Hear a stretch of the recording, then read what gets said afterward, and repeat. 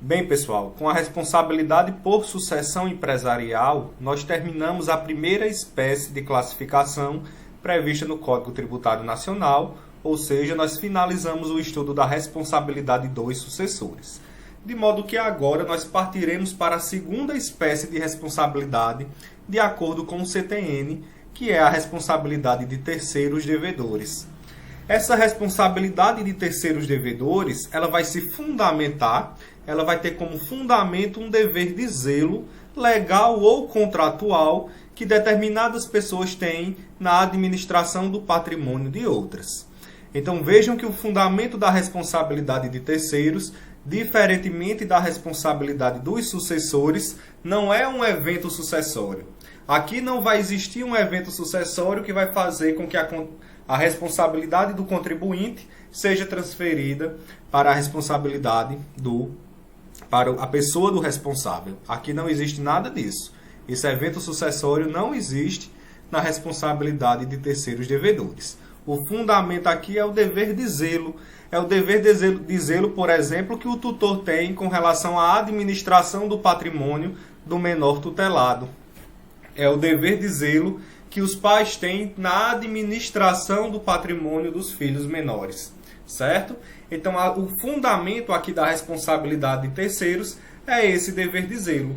Já que essa pessoa tem esse dever, ela será considerada responsável tributária com relação a esses terceiros, os quais, ela faz a administração desse patrimônio. A responsabilidade do terceiro devedor, ela vai estar prevista no artigo 134 e no artigo 135 do CTN. O artigo 134 vai tratar de um caso de responsabilidade por transferência, e a gente já estudou que na responsabilidade por transferência, antes da pessoa do responsável, já existia um sujeito passivo na obrigação tributária. Quando ela nasceu, ela nasce com um sujeito passivo e, de acordo com alguma situação prevista na lei, essa responsabilidade é transferida para a pessoa do responsável. Diferentemente da responsabilidade por substituição, que é o caso do artigo 135.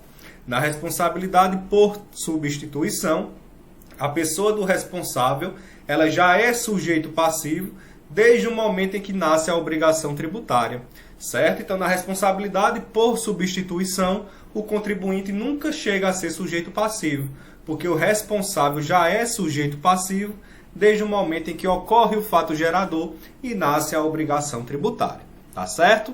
Então, guardem essa informação que no artigo 134 se trata de um caso de responsabilidade por transferência e o artigo 135 designa caso de responsabilidade por substituição.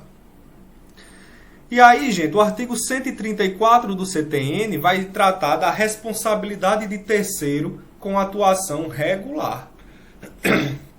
Então, aqui no artigo 134, essa pessoa que tem um dever de zelo na administração dos bens de terceiro, ela vai administrar esses bens de forma regular. Ela não comete aqui nenhum excesso de poder, nem nenhuma infração à legislação, certo? Ela atua regularmente. Mas mesmo atuando regularmente na administração do patrimônio desse terceiro, essa pessoa poderá ser responsabilizada pelos tributos por ela devidos. Essa pessoa também será considerada responsável tributário. Tá certo? Então, o artigo 134 do CTN vai nos dizer o seguinte, que nos casos de impossibilidade de exigência do cumprimento da obrigação principal pelo contribuinte, respondem solidariamente com estes, nos atos em que intervierem ou pelas omissões de que forem responsáveis, inciso 1, os pais pelos tributos devidos por seus filhos menores. Então vejam que os pais serão considerados responsáveis tributários pelos tributos devidos por seus filhos menores. Quando esses filhos menores forem, eles figurarem ali como no papel de contribuinte. Então, por exemplo, um IPTU devido por um menor de idade, uma pessoa menor de idade, essa pessoa menor de idade será o contribuinte do IPTU e o responsável tributário será considerado os seus pais, de acordo com o artigo 134, certo? Esses pais têm o dever de zelo pelo patrimônio desses filhos menores. Então, vejam aí o fundamento no dever de zelo aqui no artigo 134.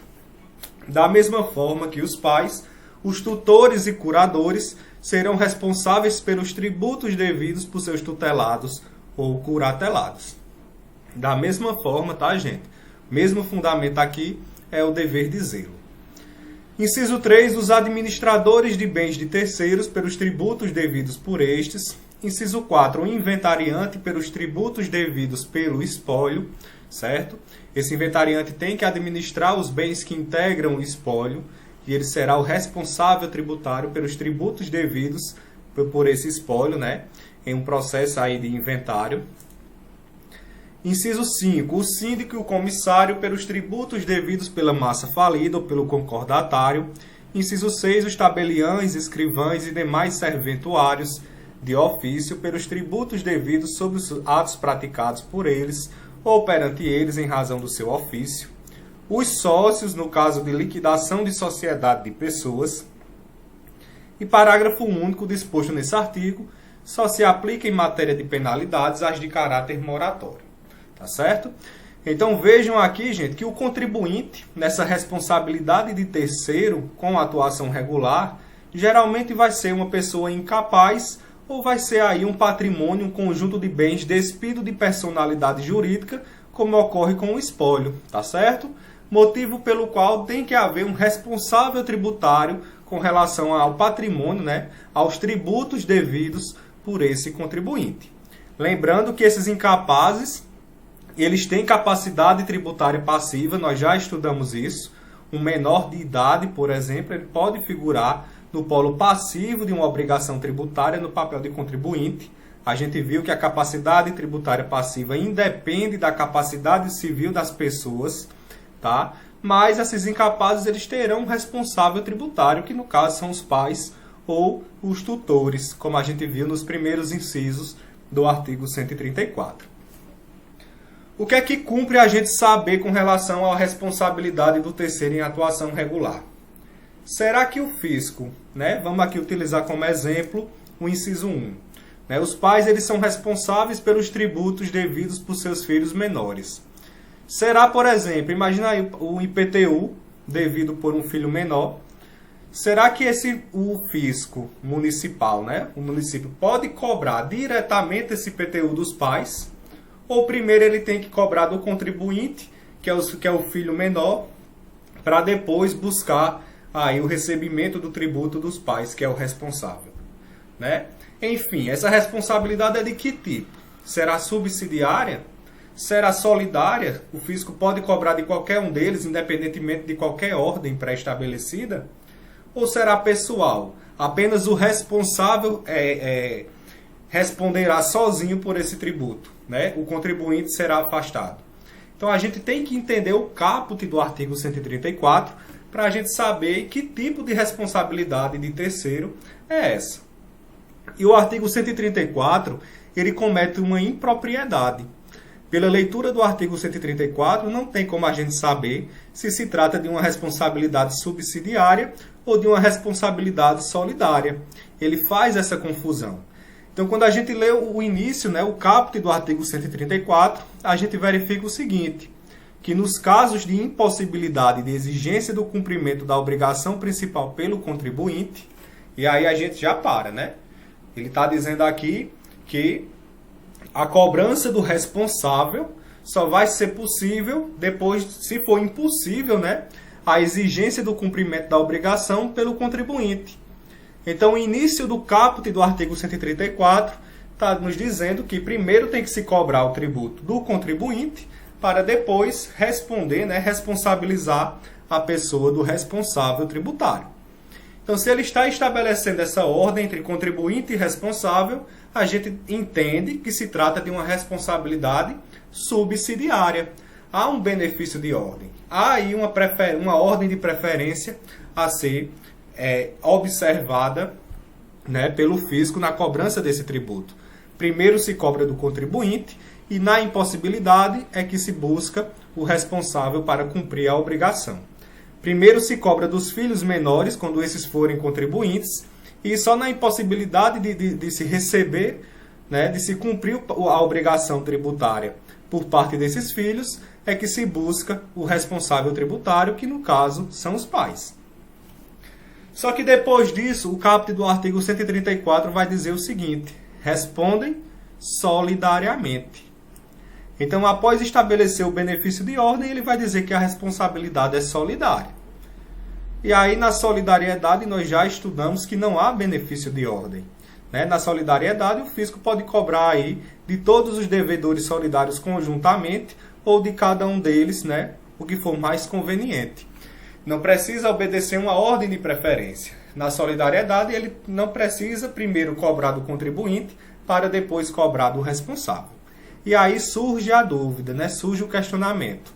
Afinal, o artigo 134, que trata da responsabilidade de terceiro com atuação regular, ele estabelece uma responsabilidade subsidiária ou uma responsabilidade solidária.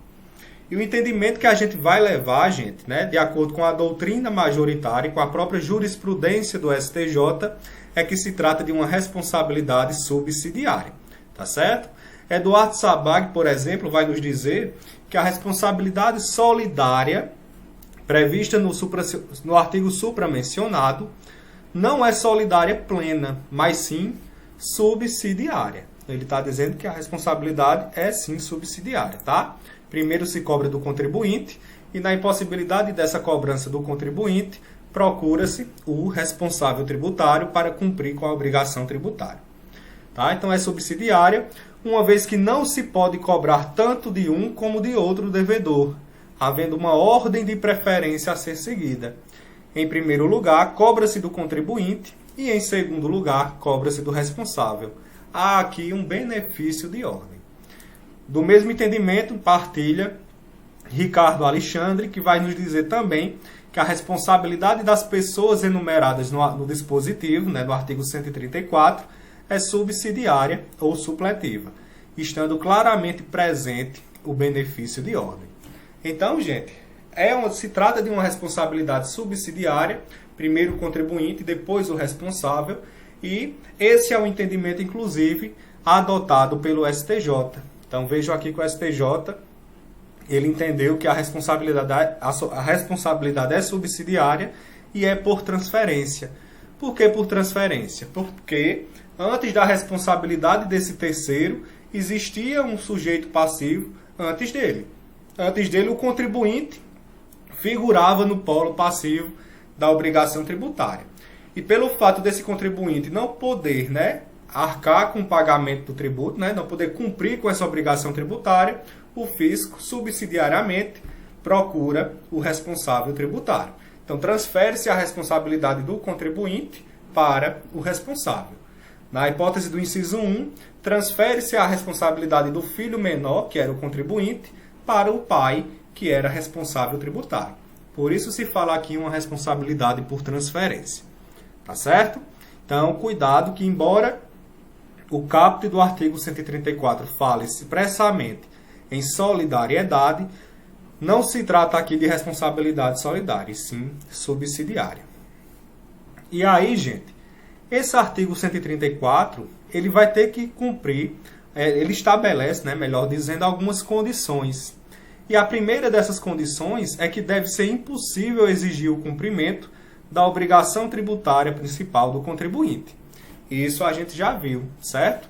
Esse terceiro, ele só vai se tornar responsável tributário se o fisco não puder cobrar a obrigação, não puder exigir o cumprimento da obrigação do contribuinte, justamente por se tratar de uma responsabilidade subsidiária.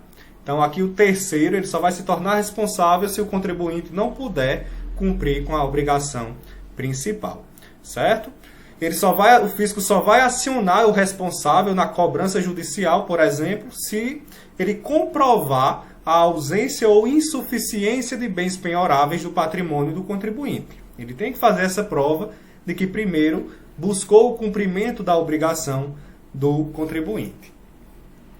E segunda condição para que o terceiro seja considerado responsável tributário é que esse terceiro, que esse responsável, o responsável indicado naqueles incisos do artigo 134, deve ter colaborado para o não pagamento do tributo mediante ato de omissão a ele atribuíveis. Então, o que é que acontece aqui, gente?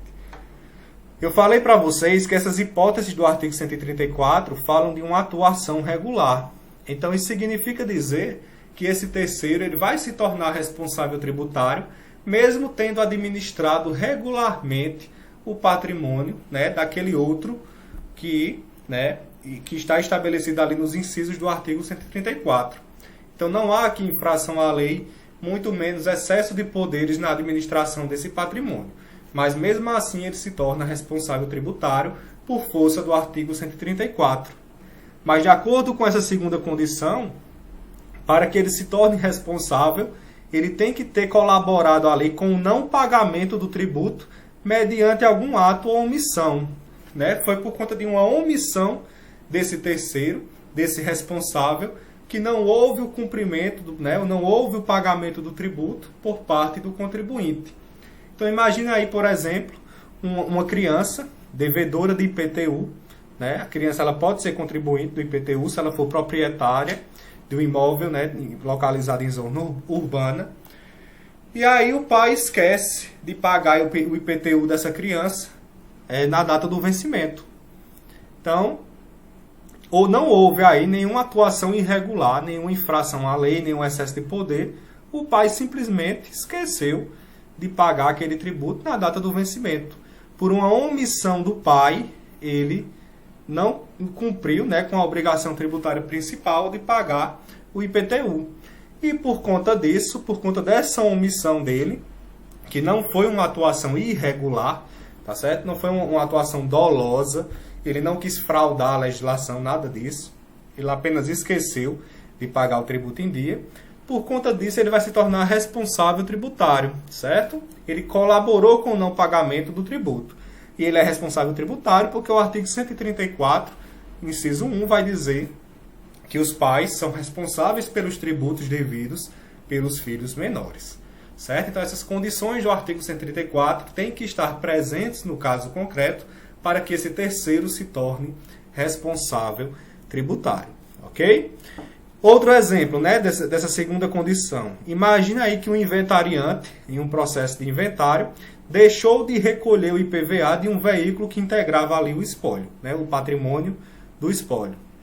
Por algum lapso, ele deixou de recolher esse IPVA desse veículo.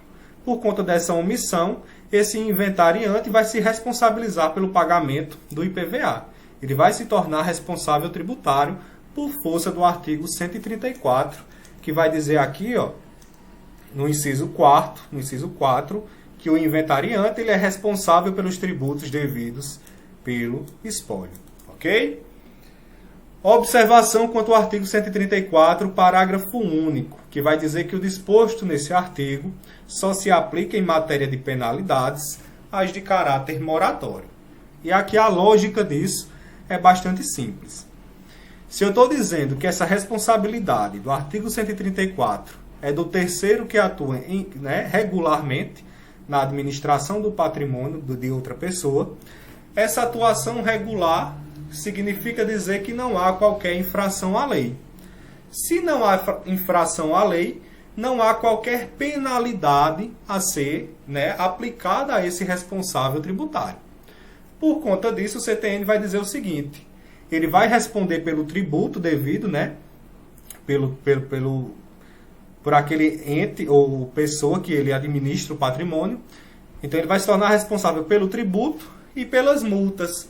Mas, quanto às multas, ele só se responsabiliza por aquelas de caráter moratório. Ele só se responsabiliza pelas multas decorrentes do atraso no pagamento do tributo. Ele não se torna responsável pelas multas punitivas, aquelas multas decorrentes da violação à legislação tributária. Então, com relação à responsabilidade de terceiro com a atuação irregular, essa responsabilidade recai apenas sobre os tributos e sobre as multas moratórias. As multas punitivas não são aplicadas ao responsável tributário, porque ele atuou regularmente, certo? E a multa punitiva, como o próprio nome está dizendo, ela é decorrente de uma violação à legislação tributária. E apesar de ter havido uma omissão, não houve qualquer infração à lei ou ato fraudulento por parte do responsável. Ok, gente? O inciso 2 vai tratar da responsabilidade de terceiro com atuação irregular. E aí, o inciso 2 não, tá, gente? Desculpa, o artigo 135 do CTN vai tratar também de uma responsabilidade de terceiro, mas esse terceiro agora atua irregularmente. Ele vai atuar ou com excesso de poderes, ele realizou um ato que ele não tinha poder para realizar em nome de outra pessoa, ou ele praticou aquele ato ali com infração à lei, ao contrato social ou aos estatutos de alguma pessoa jurídica. Então aqui sim houve uma atuação irregular, né, na administração do patrimônio de outra pessoa. E por conta dessa atuação irregular, a espécie de responsabilidade aqui vai mudar. Não se trata mais de uma responsabilidade subsidiária que a gente verificou lá no artigo 134. O artigo 135 vai dispor de uma responsabilidade pessoal. Vai dizer que esse responsável se tornará, né, pessoalmente responsável pelos créditos correspondentes às obrigações tributárias resultantes de atos praticados com excesso de poderes ou infração de lei, contrato social ou estatutos. Então, essa pessoa que administra irregularmente o patrimônio de outra, ela se torna pessoalmente responsável pelas obrigações tributárias decorrentes desses atos irregulares, certo? Então, o fisco cobrará diretamente do responsável ao cumprimento dessa obrigação tributária decorrente do seu ato irregular. Afasta-se a responsabilidade do contribuinte. Veja só, o contribuinte é afastado do âmbito da obrigação tributária e esse responsável responde pessoalmente, certo? Ele responde sozinho pela obrigação tributária. Não há nem responsabilidade subsidiária, nem responsabilidade solidária, tá certo?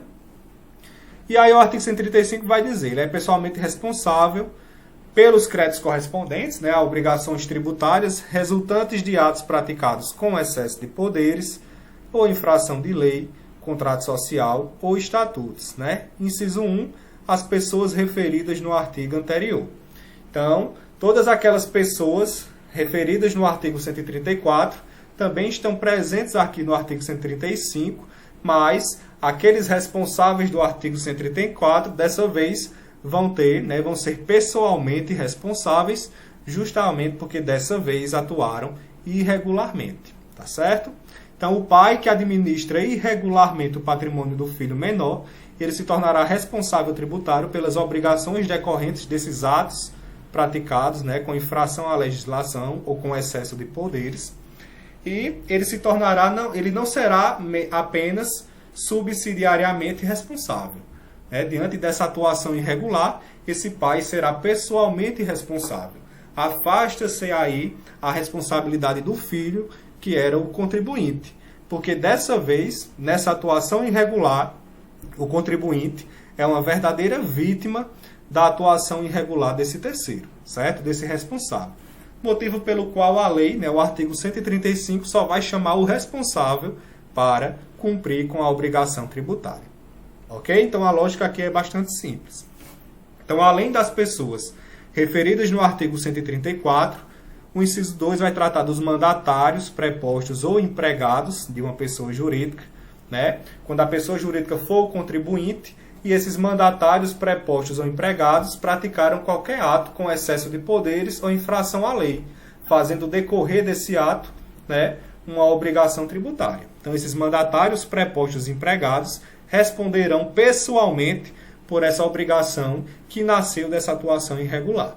Da mesma forma, os diretores, os gerentes ou representantes de pessoas jurídicas de direito privado. A pessoa jurídica é a contribuinte, mas aquele diretor, gerente ou representante que agiu com excesso de poderes ou infração à lei e, em decorrência disso, nasceu uma obrigação tributária, eles vão se tornar responsáveis tributários, e vão cumprir aquela obrigação no lugar daquela pessoa jurídica que era o contribuinte, porque eles são pessoalmente responsáveis.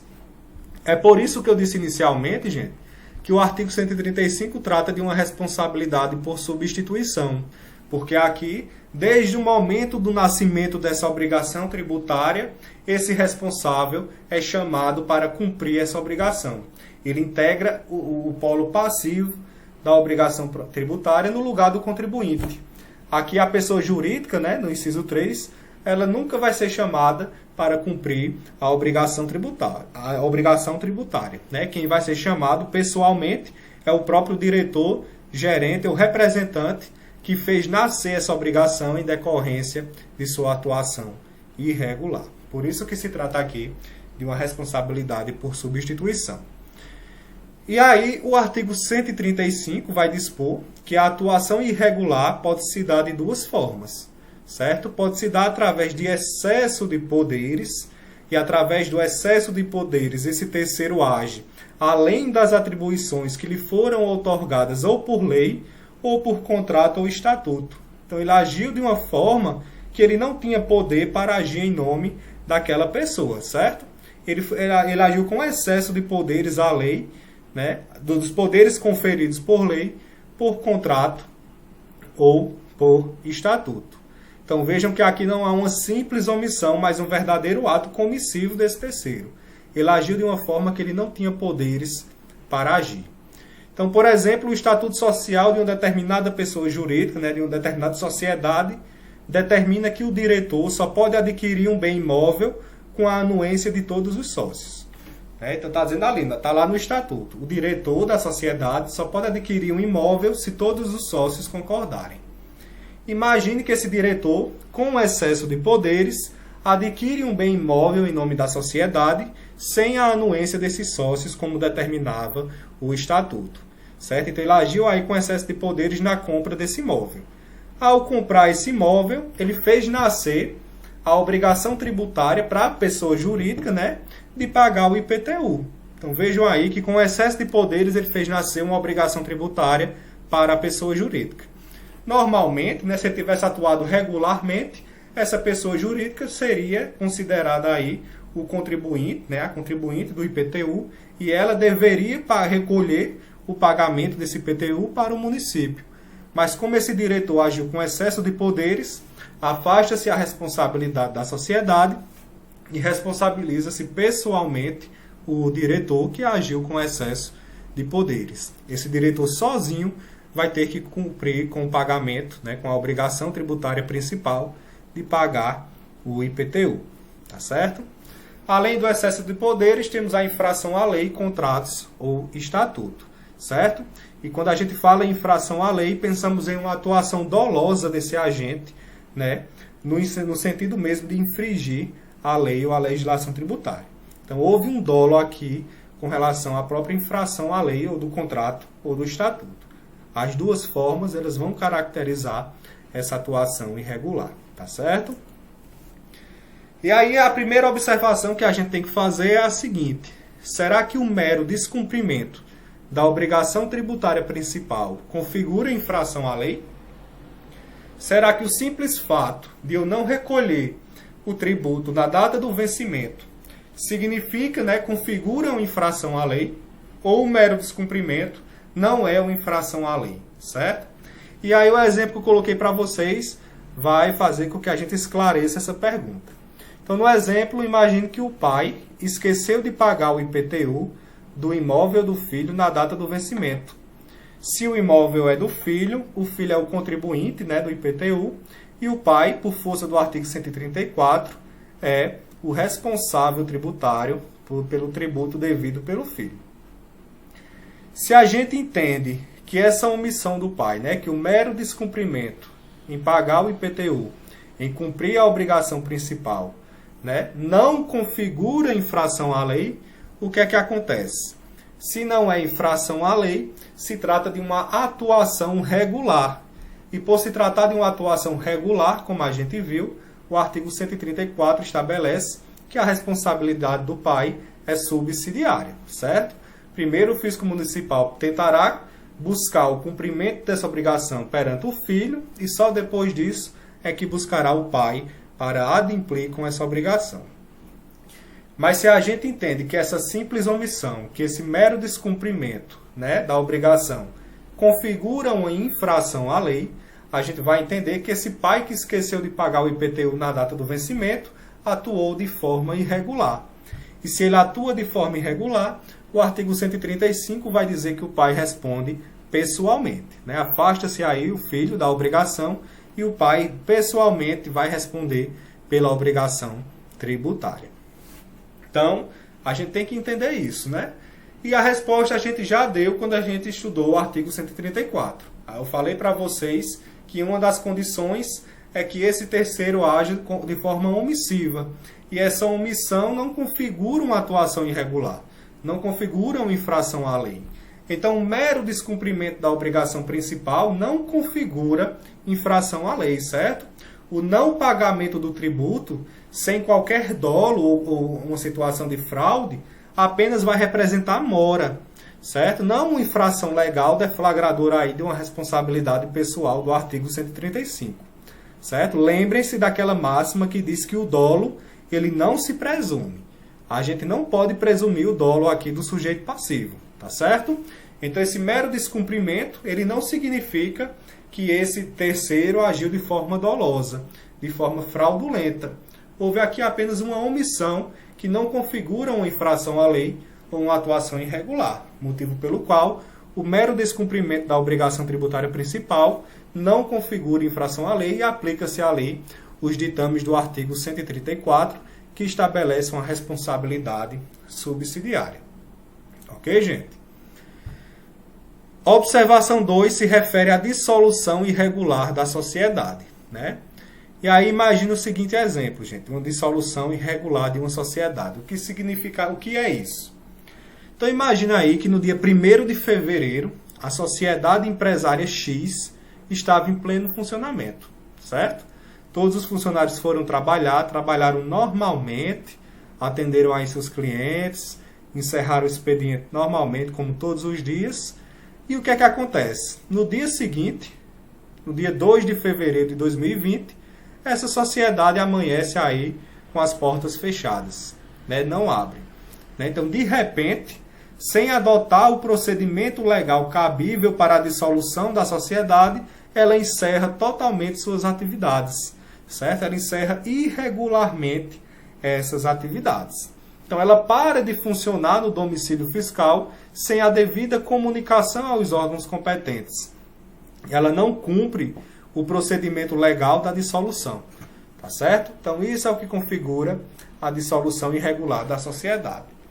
E aí o STJ vai dizer o seguinte com relação a essa dissolução irregular. Presume-se dissolvida irregularmente a empresa que deixou de funcionar no seu domicílio fiscal, sem comunicação aos órgãos competentes, legitimando o redirecionamento da execução fiscal para o sócio gerente, tá certo? Então, para o STJ, gente, quando a sociedade age dessa forma, há aqui um ato irregular. Considera-se uma atuação irregular, certo? E o que é que acontece com essa atuação irregular? Faz com que a responsabilidade pelos tributos pendentes por essa sociedade irregularmente dissolvida sejam redirecionados para a pessoa do sócio gerente.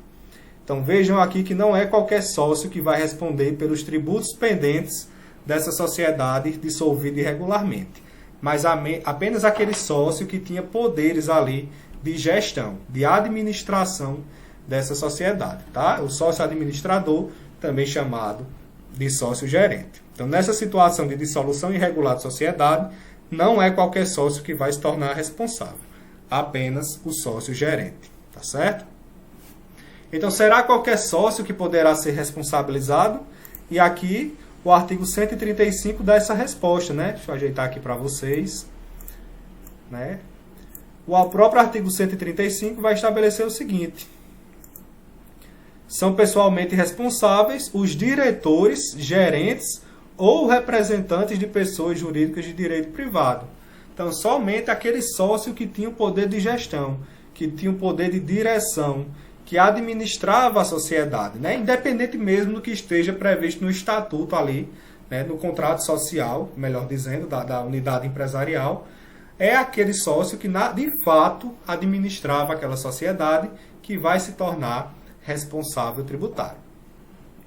Cuidado, tá, gente? Que a doutrina vai dizer que a melhor jurisprudência, ela entende que o sócio vai se considerar sócio gestor, né? Para fins de responsabilização, aquele sócio que atuava como gestor na época em que o fato gerador do tributo devido ocorreu, certo? Então, vai se responsabilizar o gerente, o sócio-gerente, o sócio-administrador, aquele sócio que era gerente no momento em que o fato gerador do tributo que está sendo cobrado ocorreu. Não é o sócio-gerente da época em que a sociedade foi dissolvida irregularmente, que ela cessou suas atividades.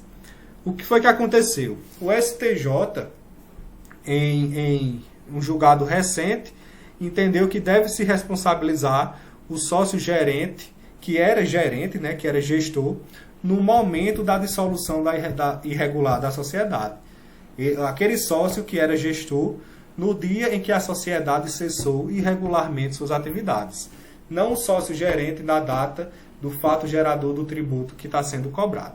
Então, o STJ entendeu aí de forma divergente, né, do que entenderia a melhor doutrina, e há uma crítica da doutrina a esse entendimento.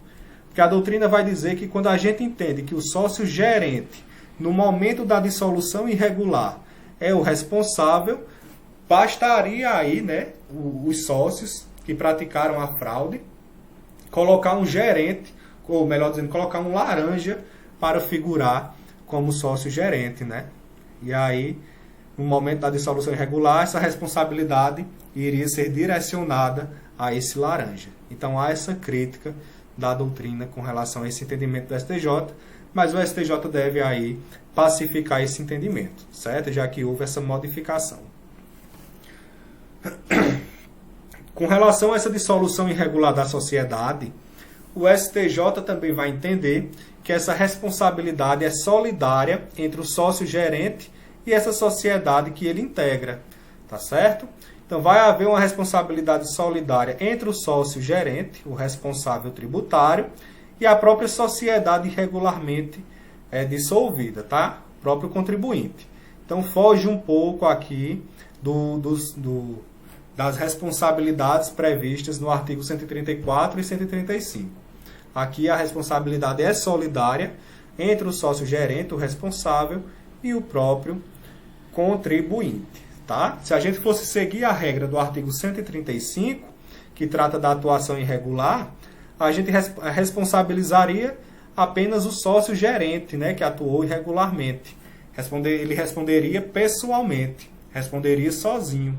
Mas o STJ entende que não cabe essa responsabilidade pessoal do artigo 135. Essa responsabilidade ela é solidária. Tá certo? Observação 3. Diferentemente do artigo 134, a responsabilidade prevista no artigo 135 é ampla. Isso significa dizer o seguinte: lá no artigo 134, com relação ao terceiro que atua regularmente, nós vimos que ele vai responder pelos tributos e pelas multas moratórias, ou seja, as multas decorrentes de sua mora. São afastadas as multas punitivas porque ele não atuou aí irregularmente. Isso não acontece com o terceiro que atua irregularmente, com excesso de poderes ou infração à lei. Esse terceiro vai responder pelos tributos, pelas multas moratórias, né, decorrentes da mora, mas também deverá responder pelas multas punitivas, aquelas multas decorrentes da violação à legislação tributária. Tá certo? Por isso que se diz que essa responsabilidade do artigo 135 ela é ampla, porque ela vai incluir, ela vai abarcar também as multas punitivas. Observação 4. Responsabilização do funcionário público emissor de certidão negativa fraudulenta. O artigo 208 do Código Tributário Nacional vai estabelecer que a certidão negativa expedida com dolo ou fraude que contenha erro contra a fazenda pública responsabiliza pessoalmente o funcionário que a expedir pelo crédito tributário e juros de mora acrescidos. Então, imagina aqui um exemplo de um funcionário da prefeitura, né, por exemplo, que emite uma certidão negativa de débitos municipais para viabilizar a venda de um imóvel de um parente. Só que esse imóvel ele tinha débito pendente de IPTU, mas de forma fraudulenta, né, de forma errônea, esse funcionário, de forma dolosa, melhor dizendo, esse funcionário acaba emitindo essa certidão negativa. E se ele emite uma certidão negativa, como o próprio nome está dizendo, ele está dizendo nessa certidão que não existe qualquer débito pendente perante o município. Tá?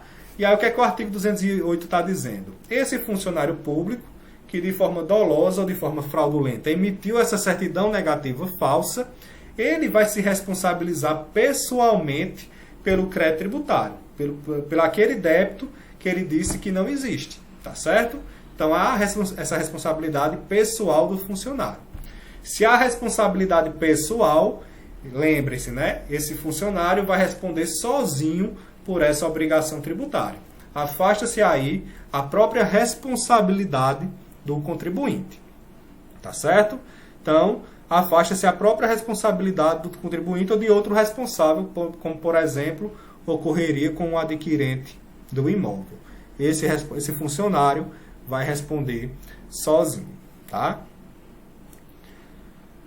Então, cuidado, né? Eu coloquei aqui, porque para que isso ocorra, para que esse funcionário seja pessoalmente responsabilizado, deve estar caracterizado o dolo do funcionário público. E eu falei para vocês que o dolo não se presume, não é isso? Ele deve ser comprovado.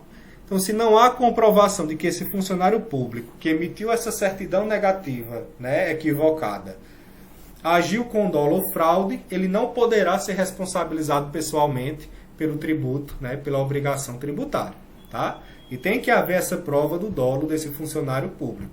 Se houve uma simples omissão, um simples equívoco desse funcionário, ele não pode ser responsabilizado pessoalmente pelo crédito tributário. Tá certo? O dolo ele não se presume.